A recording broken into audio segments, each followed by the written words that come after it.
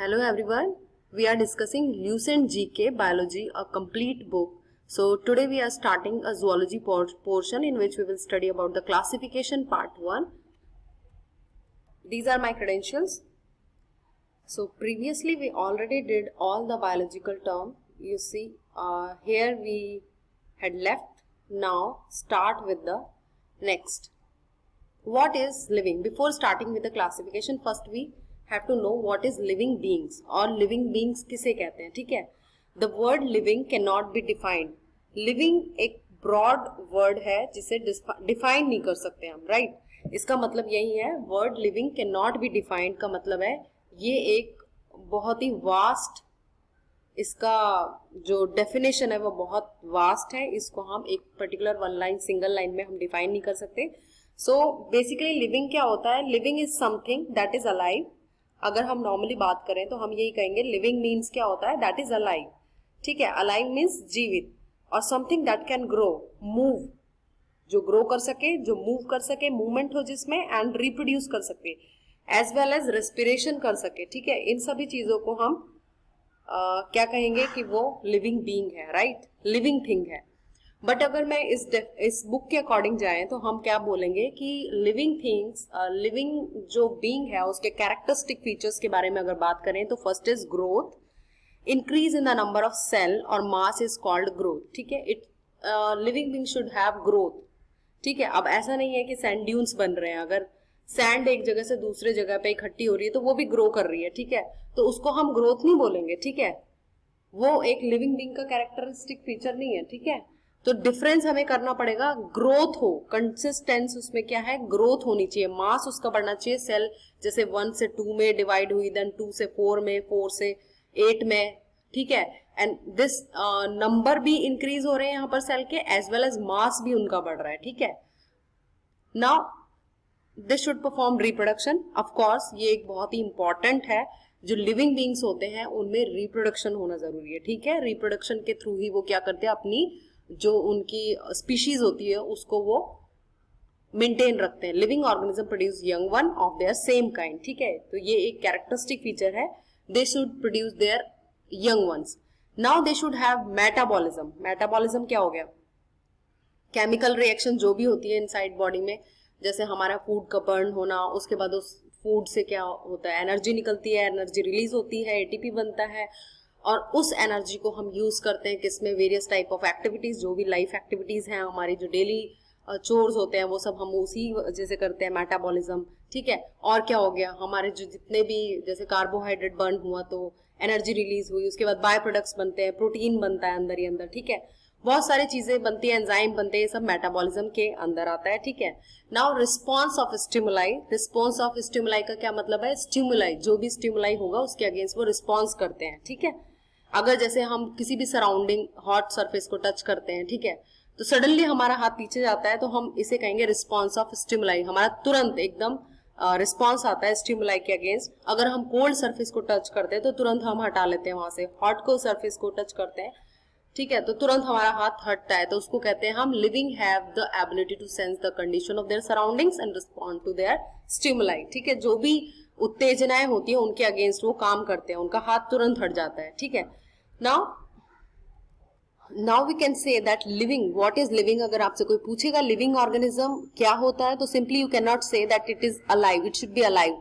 ये एक जीवित होना चाहिए, ऐसा नहीं है. इसकी डेफिनेशन में पर्टिकुलरली ये 3-4 कैरेक्टरिस्टिक फीचर्स आ जाएंगे. ग्रोथ होनी चाहिए उसमें पर्टिकुलरली. ठीक है, reproduction they should perform, metabolism होना चाहिए जिससे उनकी ग्रोथ हो. ठीक है, मेटाबॉलिज्म से वो क्या करते हैं? एनर्जी रिलीज करते हैं, और उससे वो क्या होते हैं? अपने सारी एक्टिविटीज करते हैं, उनका डेवलपमेंट होता है, उनकी ग्रोथ होती है. Now they should response to stimuli, वो रिस्पॉन्स करते हैं against the stimuli. Right, now we will move on to the classification of organism. Classification of organism.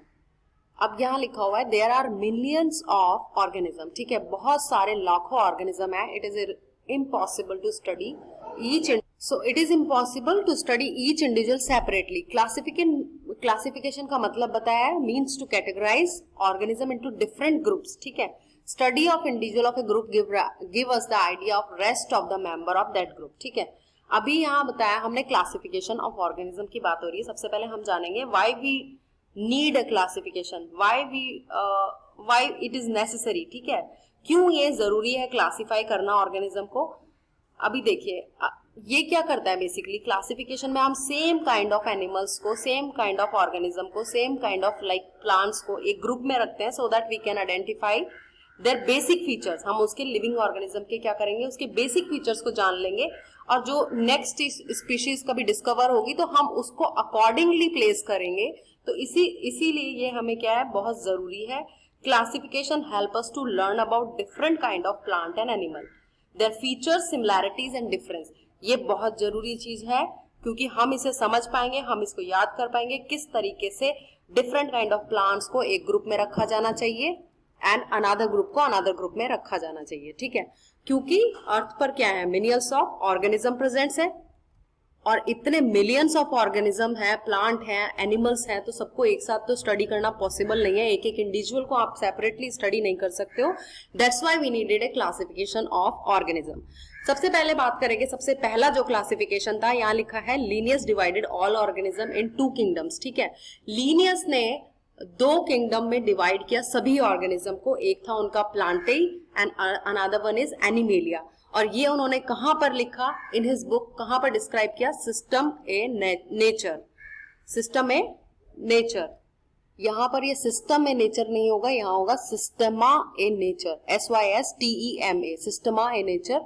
एक बुक थी जिसके अंदर उन्होंने अपने क्लासिफिकेशन को डिस्क्राइब किया था। First time Linnaeus, Karl Linnaeus है इनका नाम, इन्होंने सबसे पहले ये क्लासिफिकेशन दिया था जिसमें क्या बताया था कि यहाँ पर इन्होंने डिवाइड किया प्लांट एंड एनिमेलिया में 2 ग्रुप में, 2 किंगडम्स में पूरे ऑर्गेनिजम्स को डिवाइड किया। एक था प्लांटेई एंड एनिमेलिया, ठीक है। इनको फादर ऑफ टेक्सोनॉमी भी कहा जाता है। क्या कहा जाता है, father of taxonomy. Who is father of taxonomy, ये क्वेश्चन एक इंपॉर्टेंट है यहाँ पे मार्क करने वाला।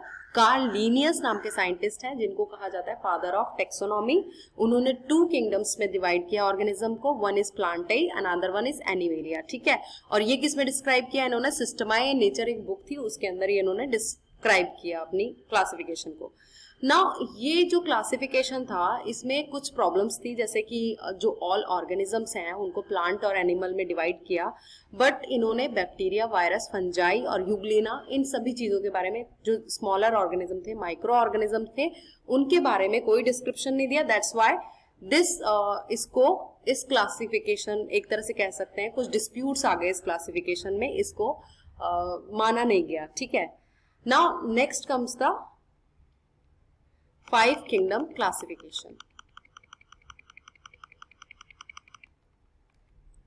Now 5 kingdom classification was proposed by R.H. Whittaker in 1969. R.H. Whittaker, this is the scientist R.H. Whittaker who proposed the 5 kingdom classification. पहले तो 2 kingdom classification आया जिसमें एनिमेलिया और प्लांट में डिवाइड किया ऑर्गेनिजम्स को, सभी ऑर्गेनिजम्स को, by Carl Linnaeus. Now 5 kingdom classification आया जिसमें विटिकर ने 5 किंगडम्स में डिवाइड किया on the basis of their complexity of cell structure, complexity of body of organism, उनकी बॉडी किस टाइप की है। जो सिंपलर है उनको एक ग्रुप में रखा, जो हायर कॉम्प्लेक्सिटी वाले जो डेवलप्ड है उनको अदर में रखा, ठीक है। मोड ऑफ न्यूट्रिशन भी देखा गया, किस तरह का ऑटोट्रॉफिक है, हेट्रोट्रॉफिक है, लाइफ स्टाइल भी देखा गया, ठीक है, फाइलोजेनेटिक रिलेशनशिप भी। अब देखते हैं यहाँ पर कितने इन्होंने डिवाइड किया लिविंग वर्ल्ड को 5 किंगडम्स में। पहला था मोनेरा। मोनेरा में क्या है, सारे जो सेल्स हैं वो क्या होते हैं, एक कोशिकीय होते हैं, सॉरी ये प्रोकैरियोटिक्स होते हैं, ठीक है। प्रोकैरियोटिक मतलब जिसमें अंडर डेवलप न्यूक्लियस होता है, राइट। अब ये जो है protista, fungi, plantae, animal, they all are eukaryotic, right. So आपको डिफरेंस पता चल गया होगा। पहला इन्होंने बताया मोनेरा। मोनेरा के अंदर क्या थे, प्रोकैरियोटिक ऑर्गेनिजम्स लाइक बैक्टीरिया हो गया, साइनोबैक्टीरिया, आर्कीबैक्टीरिया, ये किस में आ गए, मोनेरा में। जितने भी बैक्टीरिया हैं वो सभी मोनेरा में आ गए और वो क्या है, प्रोकैरियोटिक ऑर्गेनिज्म। प्रोकैरियोटिक का मतलब भी आपको पता है, जिसमें अंडर डेवलप न्यूक्लियस होता है and cell membrane bound organelles नहीं होते, ठीक है। यहाँ पर और अब प्रोकैरियोट्स क्या होते हैं, देखिए पहले ये पढ़ लेते हैं Monera. It includes all prokaryotic organisms like bacteria, cyanobacteria, archaebacteria, filamentous bacteria also come under this kingdom. Organism of this kingdom are microscopic, ठीक है, ये हम ऐसे नेकेड आई से नहीं देख सकते, we only see them by using the microscope, microscope के थ्रू ही देखा जा सकता है।